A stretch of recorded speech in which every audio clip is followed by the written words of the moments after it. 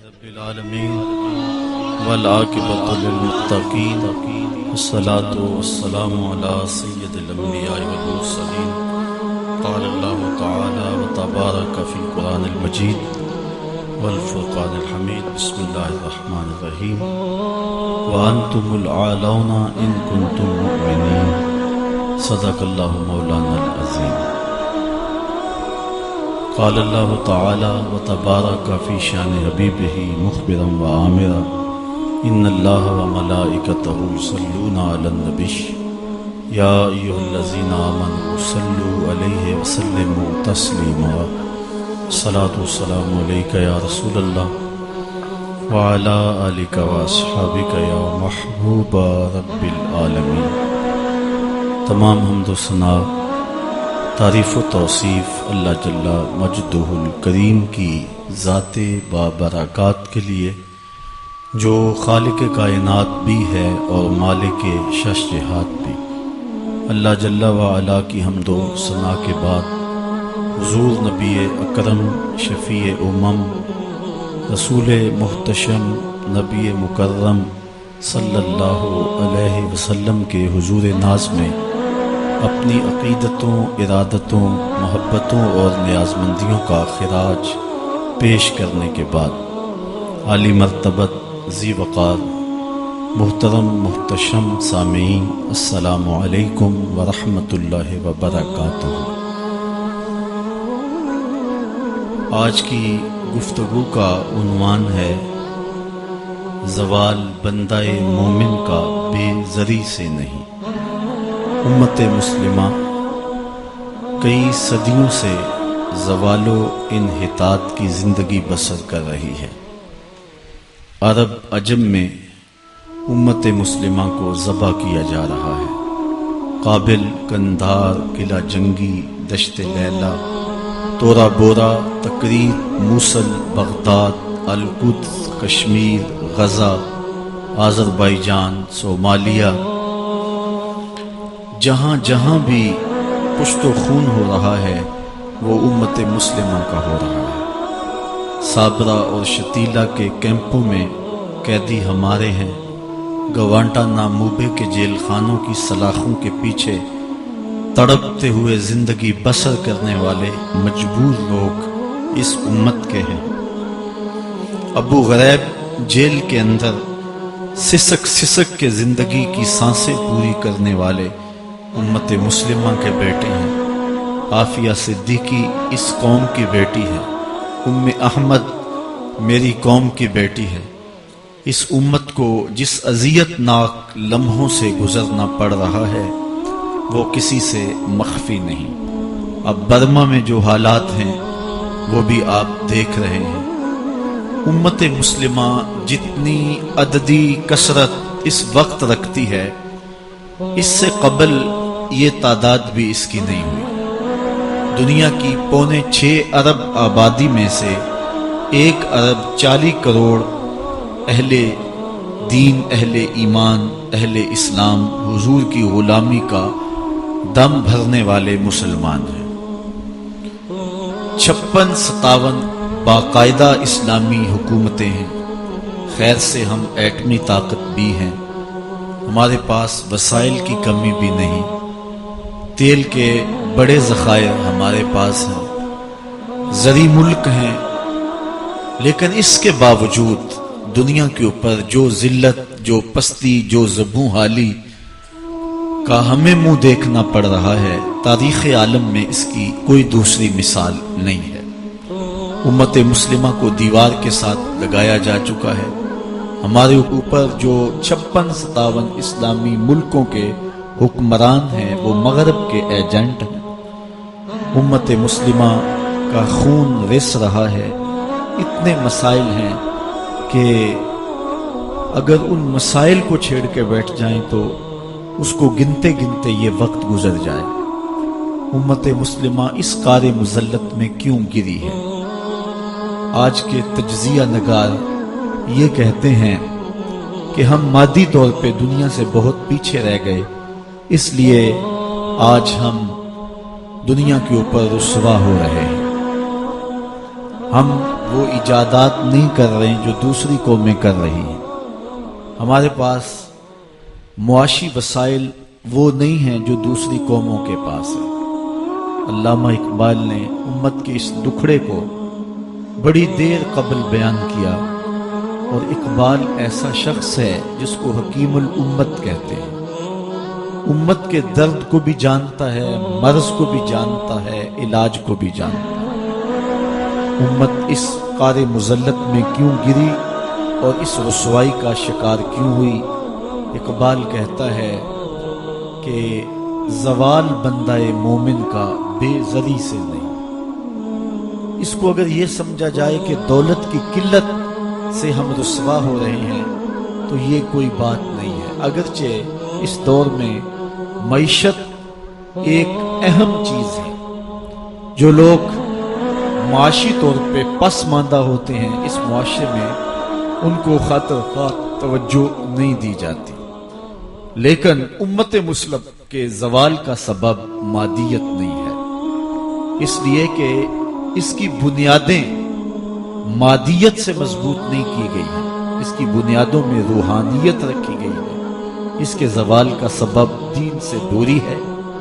امت مسلمہ کی رسوائی اور پستی کا سبب اس مرکز سے اپنے رشتے کو کمزور کر لینا ہے جس نے ان کو عزت دی، سرفرازی دی، تعظیم دی اور توقیر فراہم کی. باقی رہی بات غربت و امارت کی، اسلام کی تاریخ میں ہم نے یہ سارے دور دیکھے ہیں، لیکن امت مسلمہ کے لیے یہ چیزیں جو ہیں وہ ثانوی حیثیت رکھتی ہیں. اس زمانے کی کہانی بھی ہمیں یاد ہے جب ہمارے پاس پہننے کے لیے کپڑے بھی نہیں تھے، پیوند لگے لباس پہنتے تھے.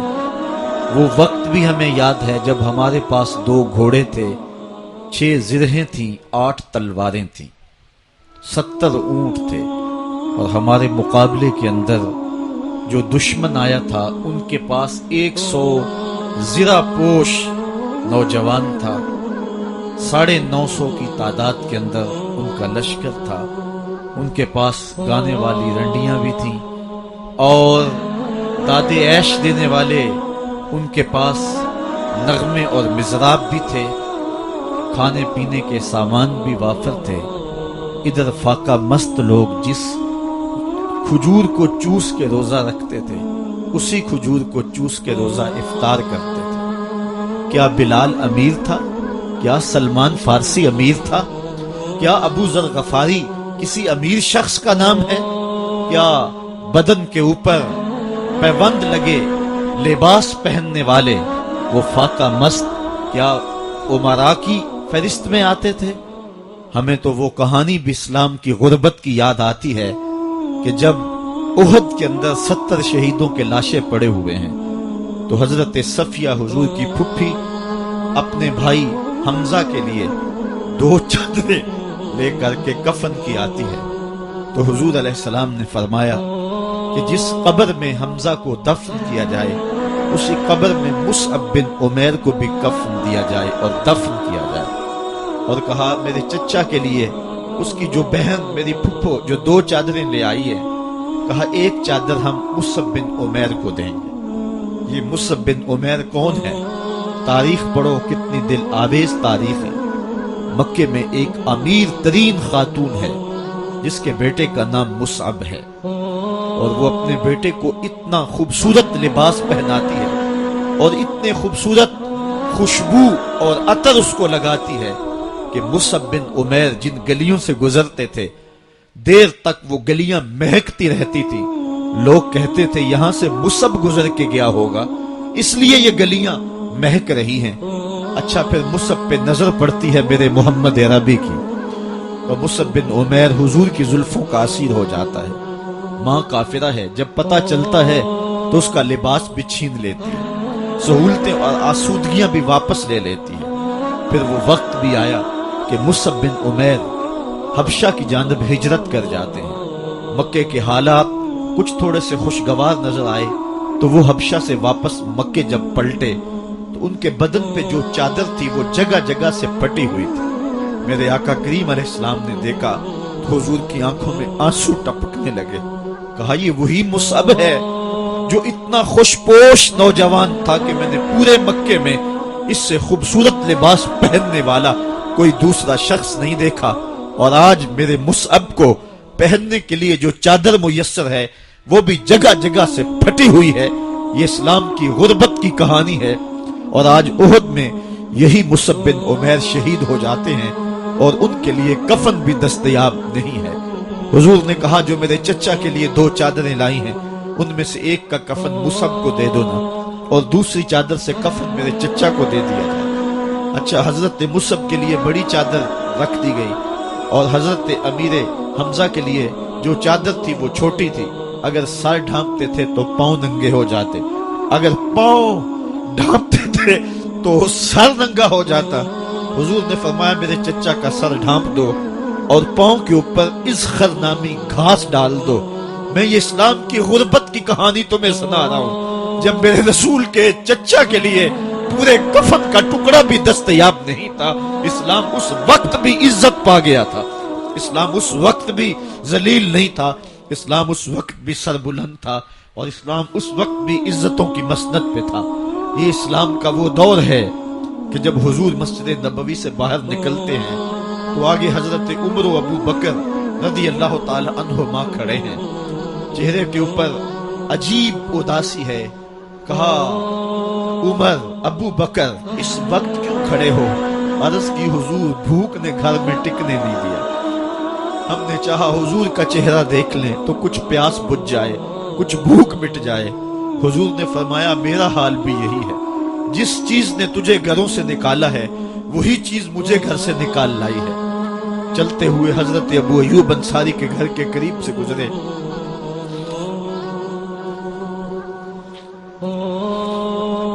حضور کی خوشبو پا کے وہ باہر آ گئے۔ عرض کی بندہ نواز آج میرے مہمان نہیں بنتے؟ حضور نے کہا تمہاری مرضی۔ گھر لے گئے، چٹائی بچھائی، حضور کو بٹھایا، گھر والوں کو بکری کا بچہ ذبح کر کے دیا، کہا جلدی جلدی کھانا تیار کرو، میرے آقا کو بھوک لگی ہوگی۔ یہ کہہ کے واپس آئے، حضور کے پاس بیٹھے، نظر چہرے پہ پڑی تو گھبرا گئے۔ نکاحت کے آثار اتنے واضح تھے کہ سمجھ آ رہی تھی کتنے دنوں سے حضور نے کچھ نہیں کھایا۔ اٹھ کے باغ میں چلے گئے، کھجوروں کا خوشہ توڑا، حضور کے سامنے رکھا، کہا بندہ نواز جب تک کھانا تیار نہیں ہوتا یہ کھجوریں تناول فرمائیں۔ تھوڑی دیر کے بعد کھانا دسترخوان پہ لگ گیا، حضور سے عرض کی کہ حضور آئیں کھانا تناول کر لیں۔ حضور نے دسترخوان پر تشریف فرما ہو کر کے حضور نے کپڑا اٹھایا تو حضور نے جب دیکھا کہ کھانا ہے تو حضور نے ایک روٹی لی اور چند بوٹیاں اٹھائیں اور ایک خادم کو بلا کر کے کہا جاؤ ہمارے گھر لے آؤ، میری بیٹی فاطمہ کتنے دنوں سے بھوکی۔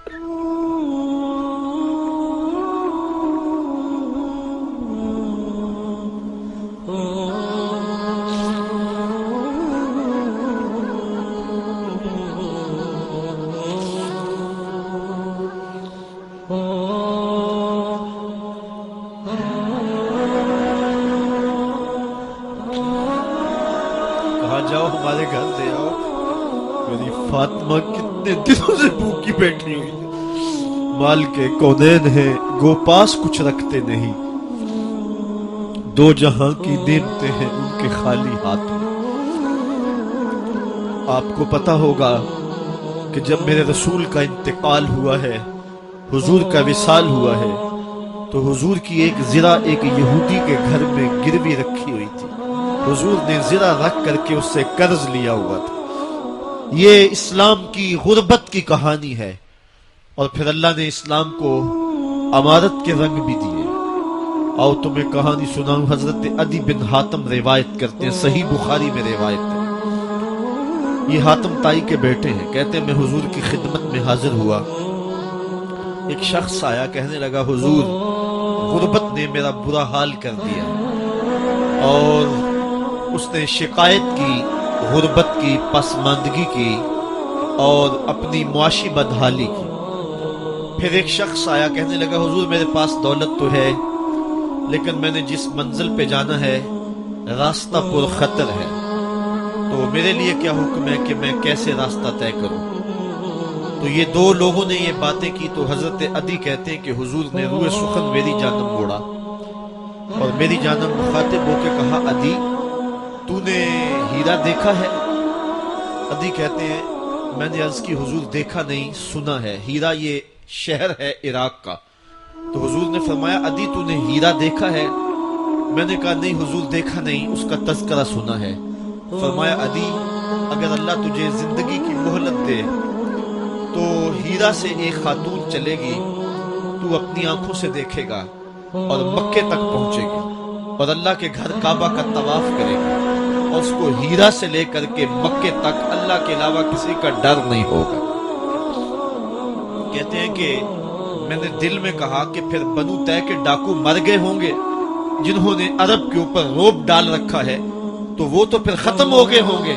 کہتے ہیں میں ابھی سوچ ہی رہا تھا کہ حضور نے مزید میری حیرت میں اضافہ کرتے ہوئے کہا عدی اگر تجھے اللہ نے زندگی کی مہلت دی تو تو دیکھے گا کہ کسرا کے خزانے تیری جھولی میں ہوں گے۔ تو اس دور کی سپر طاقت تھی۔ میں نے کہا حضور کسرا بن ہرمز؟ حضور نے فرمایا ہاں کسرا بن ہرمز۔ کہتے ہیں کہ حضور نے پھر فرمایا عدی اگر تو زندگی پائی تو تو وہ دن بھی دیکھے گا کہ ایک شخص زکوٰۃ کی رقم لے کر کے، زکوٰۃ کی چاندی لے کر کے، زکوٰۃ کا سونا لے کر کے نکلے گا اور اس کو کوئی زکوٰۃ کا مستحق ہی نہیں ملے گا۔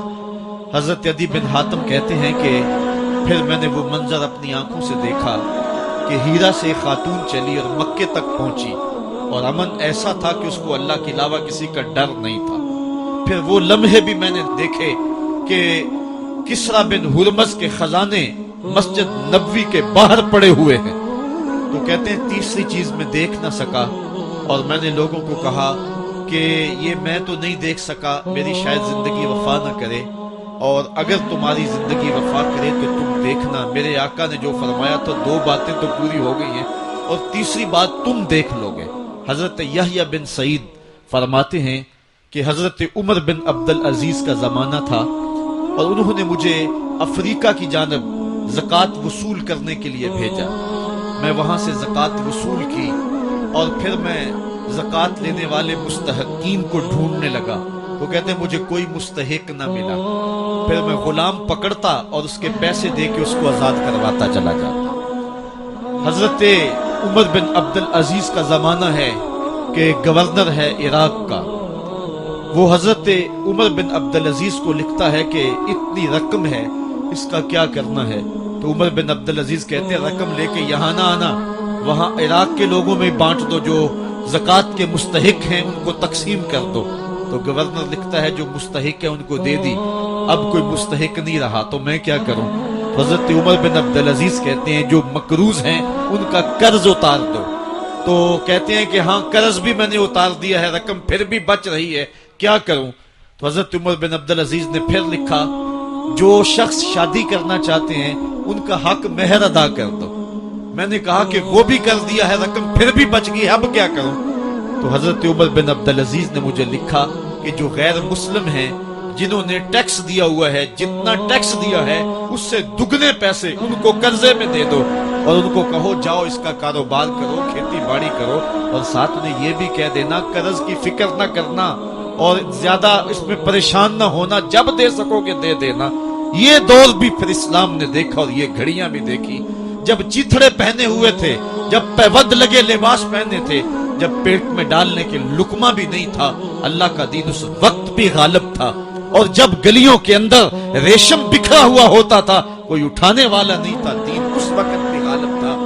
دین کا غالب ہونا یا نہ ہونا اس کا تعلق جو ہے وہ مال و دولت سے نہیں ہے۔ اقبال کہتا ہے کہ زوال بندہ مومن کا بے زری سے نہیں، مومن کا زوال بے زری سے نہیں ہے بلکہ اس کا سبب کوئی اور ہے۔